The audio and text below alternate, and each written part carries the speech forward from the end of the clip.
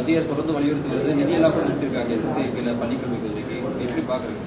அதுதான் நான் முதல்லயே சொல்லியிருக்கேன். நான் நேற்றுக்கும் சொன்னேன், நாங்களும் ஒரு வாரமாக சொல்லிட்டு தான் இருக்கோம். தமிழக முதலமைச்சர் அவர்களும் தெளிவாக எடுத்து சொல்லியிருக்கிறார்கள். இன்று அதற்கான காரணங்கள் கூட முரசொலியில் ஒரு கட்டுரையாக கூட எழுதியிருப்பதை சுட்டிக்காட்டியிருக்கிறோம். நீங்கள் அதெல்லாம் நினைச்சு பார்க்கணும்.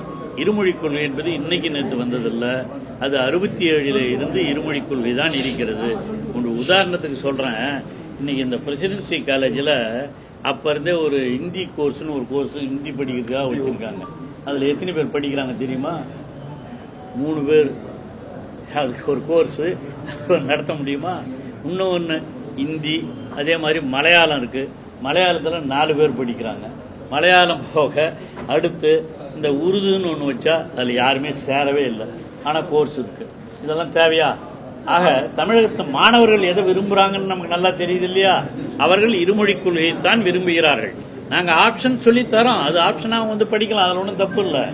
எங்களுக்கு கட்டாய படிக்க வேண்டியது 2 மொழி, ஆங்கிலமும் தமிழும்.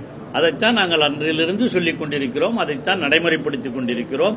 மும்மொழி திட்டம், இன்னொரு 3வது மொழியை அவர்கள் படிக்க வேண்டும் என்று ஆப்ஷனல் என்று சொல்லி அவர்கள் படிப்பதிலே எங்களுக்கு எந்த விதமான வேறுபட்ட கருத்தும் இல்லை.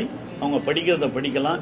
இதுக்காகலாம் ஒரு ஒன்றிய அரசு இந்த நிதியை நிறுத்துகிறது என்று சொன்னால் அது அரசியலுக்காக அவர்கள் செய்வதை தவிர கல்வி வளர்ச்சிக்காக அல்ல.